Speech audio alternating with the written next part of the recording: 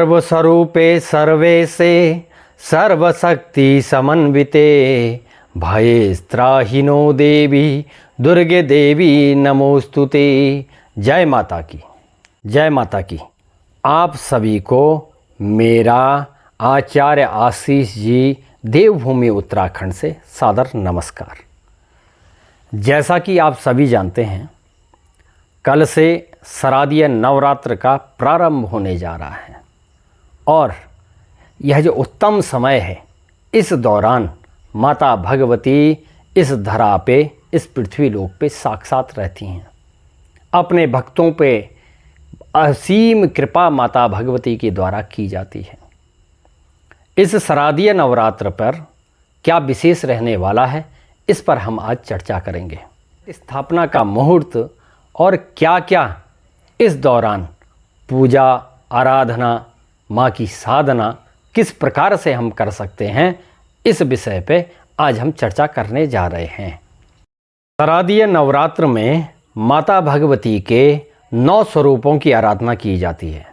प्रथमम शैलपुत्री, द्वितीयम ब्रह्मचारिणी, तृतीयम चंद्रघंटेति कूष्मांडेति चतुर्थकम, पंचमम स्कंदमातेति, षष्ठम कात्यायनीति च, सप्तमम कालरात्रि च, महागौरी च अष्टमम, नवमम सिद्धिदात्री च, नवदुर्गा परिकीर्तिता।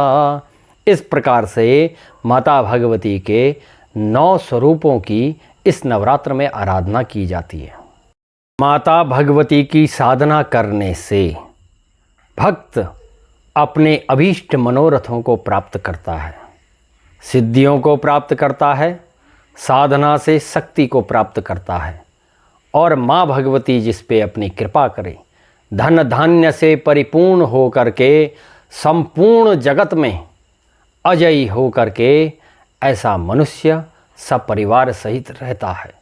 इसलिए शारदीय नवरात्र जो हैं, ये साधना का समय है और साधना से शक्ति, और शक्ति कहाँ से? भक्ति से। तो शारदीय नवरात्र माता भगवती की भक्ति करने में भी सर्वश्रेष्ठ समय होता है। आइए हम बात करते हैं अब कि घट स्थापना का मुहूर्त समय क्या रहेगा। आप सुबह 8 बजे से लेकर के 10 बजे तक भी माता भगवती की आराधना के लिए अपने पूजन की पूर्ण तैयारी करके घट स्थापना को कर सकते हैं। स्थापना के लिए आप क्या करेंगे? घट स्थापना हेतु आपको एक मिट्टी का कलश लेना है।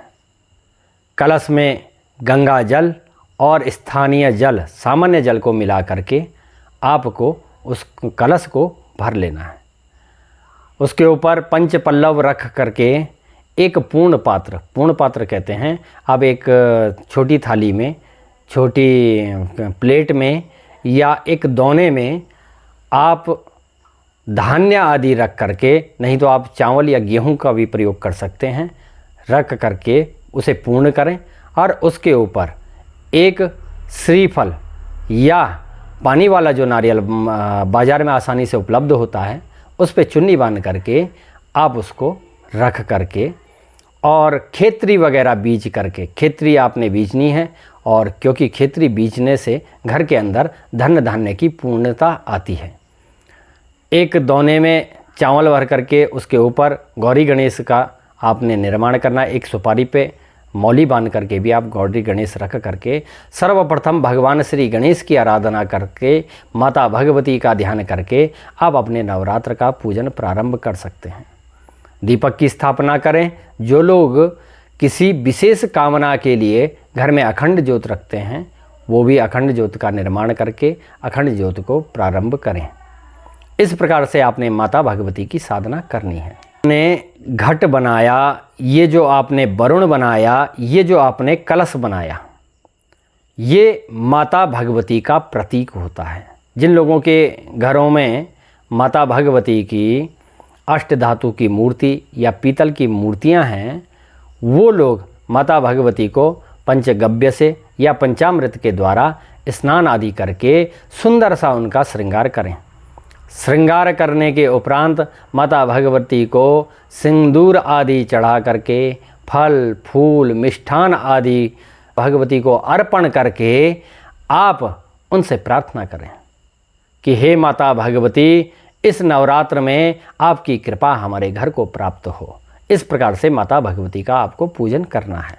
जो भी साधक विशेष कामना के लिए, व्यापार वृद्धि के लिए, आरोग्यता के लिए नवरात्र पूर्ण रूप से 9 दिवस में के द्वारा, आचार्य के द्वारा दुर्गा सप्तशती का पाठ अपने घर में रखें।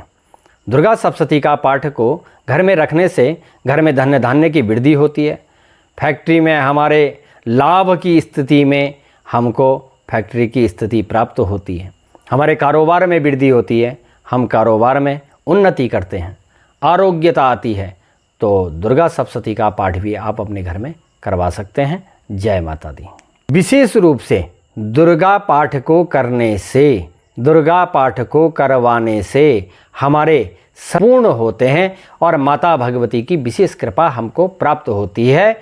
जय माता की।